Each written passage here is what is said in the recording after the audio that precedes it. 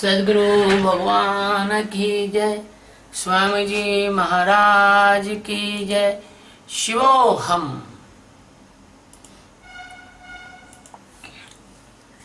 ओम गुरु ब्रह्मा गुरु विष्णु गुरुदेवो महेश्वरः गुरु साक्षात् परब्रह्म तस्मै श्री गुरुवे नमः। ध्यानमूलं गुरुमूर्ति पूजामूलं गुरुपदं मंत्रमूलं गुरुर्वाक्यं मोक्षमूलं गुरुकृपा। सद्गुरु भगवान की जय। स्वामी जी महाराज की जय। शिवोहम। यह जो श्लोक है अपना गीता का, वो अध्याय 3 का 10वां श्लोक है। और श्लोक के शब्द ऐसे हैं कि सह यज्ञाः प्रजाः सृष्ट्वा पुरोवाचः प्रजापतिः अनेन प्रसविष्यध्वमेष वो अस्तित्वष्ट कामधुक्। सह यज्ञ प्रजाः सृष्ट्वा पुरा उवाच प्रजापतिः अनेन प्रसविध्यत्वम् एष व अस्वु इष्ट कामधुक्। तो इसके शब्द अर्थ ऐसे हैं। सह यज्ञ यानी यज्ञ सहित, प्रजा यानी प्रजाओं को, सृष्टवा यानी रचकर, पुरा यानी कल्प में, आदि में, उवाच यानी कहा कि, प्रजापति यानी प्रजापति ब्रह्मा ने, अनेन यानी इस यज्ञ के द्वारा, प्रस विश्वध्वम यानी वृद्धि को प्राप्त हो, ऐसा यानी यह यज्ञ और व यानी तुम लोगों को, अस्तु यानी हो, काम दुख यानी इच्छित भोग प्रदान करने वाला।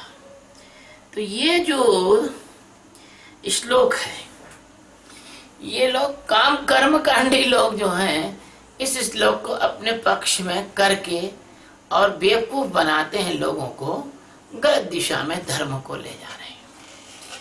इसका शाब्दिक अर्थ तो यह है कि प्रजापति ब्रह्मा ने कल्प के आदि में यज्ञ सहित प्रजाओं को रचकर उनसे कहा कि तुम लोग इस यज्ञ के द्वारा वृद्धि को प्राप्त हो और यह यज्ञ तुम लोगों के इच्छित भोग प्रदान करने वाला हो। अब बताइए, प्रजापति ब्रह्मा जी ने कोई यज्ञ किया ऐसा तो कहीं इस मतलब जो है भागवत में, अन्य पुराणों में तो कहीं दिखता नहीं कि प्रजापति ब्रह्मा जी ने यज्ञ किया। हाँ, भगवान ने उनको सृष्टि उत्पन्न करने के लिए जब उन्होंने तपस्या की, भगवान ने उन्हें आशीर्वाद दिया, है ना। तो ये कुछ अलग अर्थ हैं और ज्ञानियों के लिए है ये गीता, ना कि ये जो है ये कोई कर्मकांड का ग्रंथ नहीं है। गीता ज्ञान का ग्रंथ है। तो भगवान सद्गुरु सच्चिदानंद परमात्मा से कृष्ण अर्जुन के माध्यम से सारे जगत के जो जिज्ञासु हैं उनको समझाते हैं कि अगर तू कर्म नहीं करेगा तो भी पाप को प्राप्त होगा। कैसे कि यदि कोई आपके सामने गाय को मार रहा हो, हत्या कर रहा हो, है ना, किसी दीन दुखी निर्बल को सता रहा हो, किसी बहन बेटी का अपहरण कर रहा हो, किसी सूने घर में चोरी कर रहा हो, और यदि आप समर्थ हैं और वो बचा सकते हैं और आप शक्तिशाली हैं, उस पाप को रोक सकते हैं, किंतु आप नहीं रोकते, मूक दर्शक बने रहते हैं, तो आपकी उस पाप में भागीदारी मानी जाएगी। अगर अर्जुन कौरवों से युद्ध नहीं करेगा तो वह भी पाप का भागी होगा, क्योंकि यदि कौरव रह गए, बच गए, तो जितना अनाचार कर रहे हैं उससे 10 गुना अनाचार करेंगे। ये तो बहुत मोटी बात हुई, बाहर की बात हुई। बस सूक्ष्म बात इस श्लोक में और कुछ छुपी है। आपको मनुष्य का जन्म मिला है, आपको मनुष्य का जन्म स्वरूप का बोध प्राप्त करने के लिए मिला है। आपके जो आंतरिक शत्रु हैं, काम है, क्रोध है, लोभ है, मोह है, मान है, मत्सर है, ईर्ष्या है, दंभ है, पाखंड है, ये जो आपकी शत्रु की सेना आपके सामने खड़ी है, और इस सेना के मुख्य मुख्य व्यूह हैं मन, बुद्धि, चित्त और अहंकार। इस व्यूहाकार खड़ी सेना को, ये आपकी जो चेतना है, इसका बलपूर्वक हरण कर रही है। आपके द्वारा आपके साथ अनाचार कर रही है। और यदि आप जिज्ञासु हैं, और यदि आपको पता है, आपको मालूम है कि आप अशांत रहते हैं, आपको मालूम है कि आप तनाव में रहते हैं, आपको मालूम है कि आप दुखों से भरे रहते हैं, आपको मालूम है कि आप भयों से भरे रहते हैं, आपको मालूम है कि परमात्मा को जानने के बाद आप तनाव रहित हो सकते हो, निर्भय हो सकते हो, आनंदित हो सकते हो, शांत हो सकते हो, और फिर भी आप सद्गुरु की खोज करने के लिए नहीं जाते, आप सद्गुरु को नहीं ढूंढते, तो बस समझ लो कि आप पाप के भागी होंगे। और पाप के भागी कैसे? कि ये जो जन्म मरण रूपी ये आपके पाप हैं, आप अनेक अनेक जन्मों में जाएंगे और मरेंगे, ये आपके चक्र को कभी खत्म होने वाला नहीं है। और यदि आपने सद्गुरु को ढूंढ लिया या ना ढूंढा, या अगर भगवान की कृपा से और पुराने जन्मों के सुकृत से आपको कोई सद्गुरु मिल गए, और फिर भी आप सद्गुरु के मार्गदर्शन में साधना नहीं करते, फिर भी आप सद्गुरु को एक सामान्य व्यक्ति समझकर उनकी उपेक्षा करते हैं, ध्यान नहीं देते हैं, सद्गुरु को अपने पास मिलने को या उनके पास मिलने को नहीं जाते हैं, आप अवश्य ही पाप के भागी हो जाएंगे। क्योंकि बिना आत्मज्ञान प्राप्त किए आप अपने आंतरिक शत्रुओं का संहार नहीं कर सकते। और यही आंतरिक शत्रुओं का संहार करना, यहाँ पर ये यज्ञ सह यज्ञ सहित हो रहा है। ऐसा नहीं है कि ब्रह्मा जी ने कोई अग्नि जला के और आहुति दे के और ओम स्वाहा करके ये सृष्टि खड़ी करी हो, है? ये कुछ गूढ़ अर्थ है। अगर ऐसा है तो चलो तुम ओम स्वाहा करो, जब तुम्हारे वो अग्नि कुंड से बच्चा पैदा हो जाए तो हम मान जाएंगे तुम्हारे को, है ना? तो आप जो है जन्म मरण रूपी भीषण नरक से यदि मुक्त होना चाहते हैं, तो आपको कर्म तो करना होंगे। कर्म ना करना पाप है। क्यों? कि यह प्रजा यानी सृष्टि, ये परमात्मा के स्वामित्व की एक ऐसी प्रतीति है जो होकर भी नहीं है और नहीं होकर भी भासती है। बहुत ध्यान से सुनना, ये होकर भी नहीं है और नहीं होकर भी भासती है, सच के समान। इसी आभास को तोड़ने का नाम है, इसी दर्पण को तोड़ने का नाम है, इसी आवरण को तोड़ने का नाम है, इसी अज्ञान के कारागार को तोड़ने का नाम है यज्ञ। यज्ञ और ज्ञान दोनों पर्यायवाची हैं, लेकिन ये यज्ञ नहीं जो दूसरे लोग कर रहे हैं। अगर आपके जीवन में इस यज्ञ का प्रवेश नहीं हुआ, जिसे प्रजापत्य यज्ञ द्वारा आपके जीवन की आधारशिला रखने के साथ ही भगवान ने अपने आप को आपके साथ जोड़ दिया था। प्रजापत्य यज्ञ का मतलब होता है संतान उत्पत्ति, और संतान उत्पत्ति के समय यदि आप चाहें और आपकी श्रीमती जी चाहें, तो अगर परमात्मा की कृपा ना हो तो आपको बच्चा हो नहीं सकता। क्योंकि कई बार हमने देखा कि लोग, मृत बच्चे भी लोगों के घरों में होते रहते हैं, लेकिन कभी किसी के घर में ऐसा हुआ है 6 बच्चे मरे हुए आए, तो परमात्मा ने इस प्रजापति यज्ञ के साथ अपने आप को जोड़ दिया है, और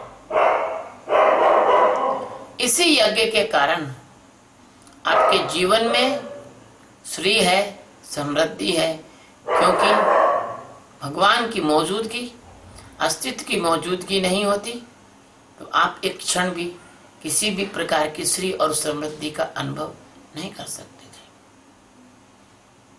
बेहोशी के हजारों साल से होश के 4 क्षण ज्यादा मूल्यवान है।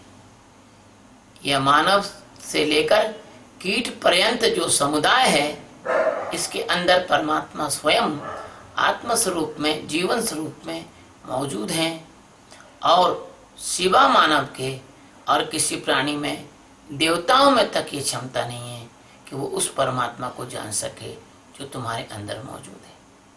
यदि तुम होश पूर्वक जीना सीख जाओ तो संसार के समस्त भोग तुम्हें हजारों गुना आनंद देंगे, लेकिन यदि तुम बेहोश पूर्वक जियोगे तो संसार के समस्त सुख तुम्हें दुख के समय तरह कांटे के समान चुभेंगे। क्यों?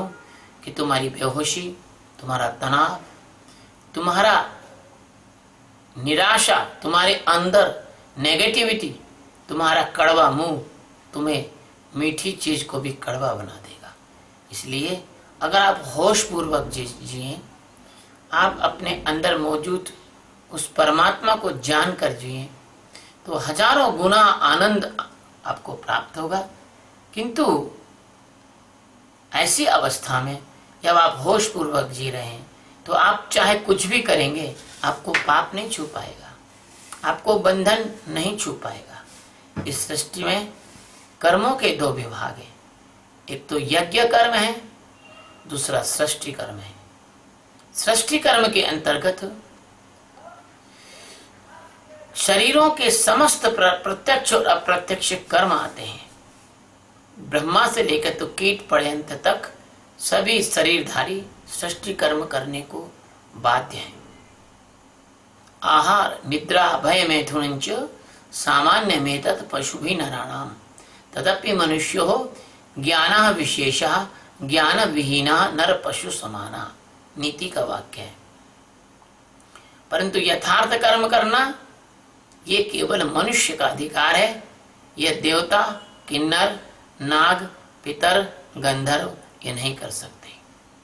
केवल मनुष्य ही परमात्मा की प्राप्ति हेतु साधना करके अस्तित्व का बोध प्राप्त कर सकता है। यही अस्तित्व बोध कामधेनु के समान समस्त सिद्धियों का मूल है। और यहाँ यह शब्द प्रयोग किया गया है प्रसविध्वा, यानी सभी प्रकार की जो वृद्धियां हैं, जैसे धन वृद्धि, तन वृद्धि, मान वृद्धि, बल वृद्धि, ये सारी जो वृद्धियों में ज्ञान वृद्धि और ज्ञान समृद्धि सबका सम्राट है। क्यों?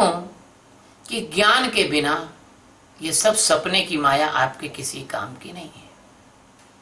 अज्ञानी चाहे जितनी भी वृद्धि प्राप्त कर ले, अंत में जन्म मरण में ही उसे जाना है। उसकी पूरी मेहनत किसी काम में नहीं आती, प्राण निकलने के साथ धूल में मिल जाती है। और ज्ञानी प्राण निकलने के वर्षों पहले परमात्मा में समा जाता है। फिर केवल उसकी मृत्यु की औपचारिकताएं ही बचती हैं। वो जीता जागता परमात्मा तो पहले ही हो चुका जब उसको आत्म साक्षात्कार हुआ था। ज्ञान के अतिरिक्त सारी जो वृद्धियां हैं वो असत्य हैं, मिथ्या हैं, काल्पनिक हैं। जिसे ज्ञान नहीं हुआ उसका जीवन यज्ञहीन है और यज्ञहीन अवश्य में पापी होगा। इस श्लोक के माध्यम से भगवान जगत में कर्म करते हुए ज्ञान में जीने की जो कला है उसकी तरफ इशारा कर रहे हैं। इस मानव शरीर के पार जो सूक्ष्म शरीर है, मन, बुद्धि और चित्त का, और फिर कारण शरीर है अहंकार, अज्ञान का, इन त्रिस्तरीय व्यवस्था को उल्लंघित करने के बाद इन तीनों को जानकर इनसे पूर्णतः हटकर जीने की कला है यज्ञ, ज्ञान, आत्म साक्षात्कार। सद्गुरु भगवान की जय, स्वामी जी महाराज की जय। शुभ।